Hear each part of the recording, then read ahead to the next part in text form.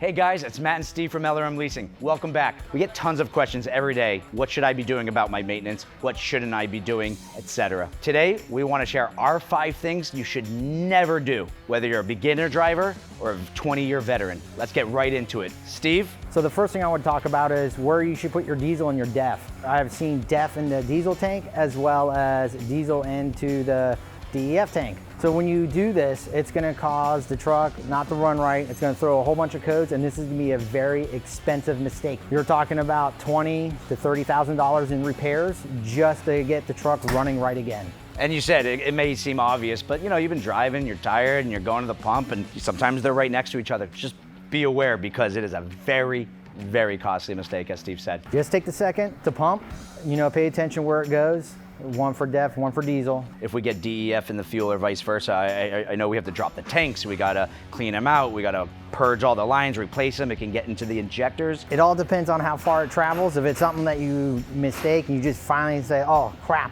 that's what I just did, then you just saved at least quite a bit by dropping the tanks immediately before starting the truck. Don't drive the truck, stop, tow it to a shop. Correct, immediately, and then hopefully the only issue that you have is just what's in the tank.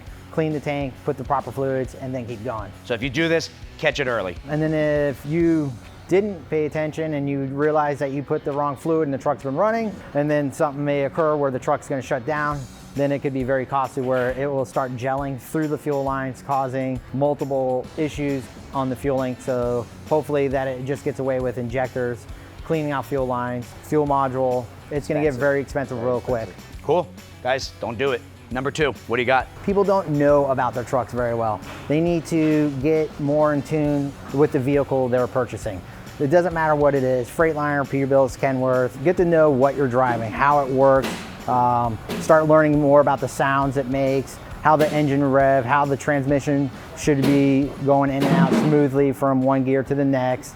So pay attention overall to the vehicle, know your vehicle. What's normal, what's not, right?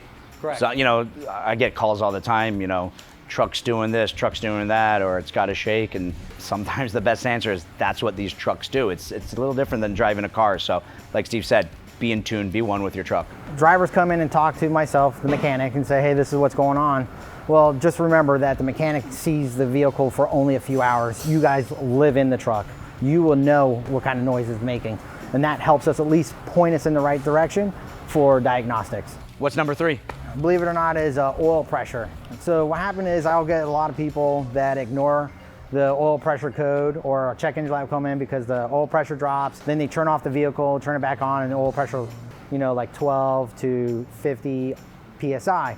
Well, when you have a check engine light that comes on, don't just put it off to the waste. Try to get it into the shop immediately, because oil pressure will be the death of the vehicle. Do not ignore low oil pressure. There's no coming back from it.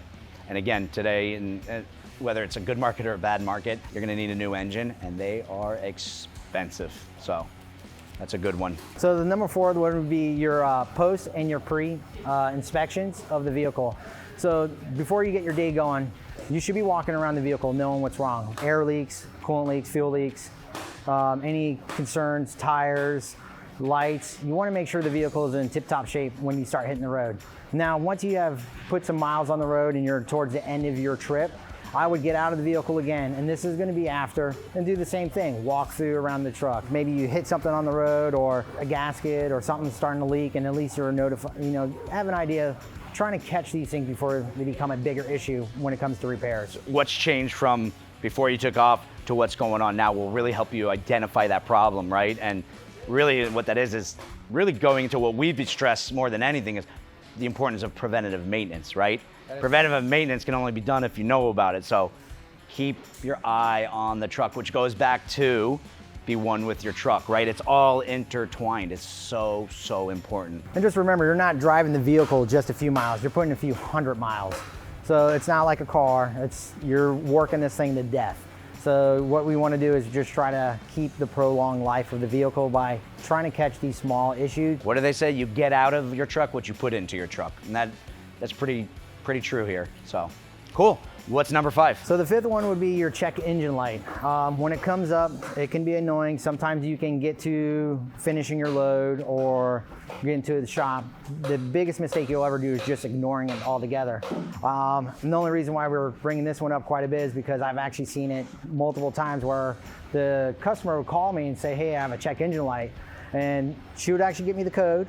I would tell her what it is and take care of it, but then she ignored it, and then it progressively got worse.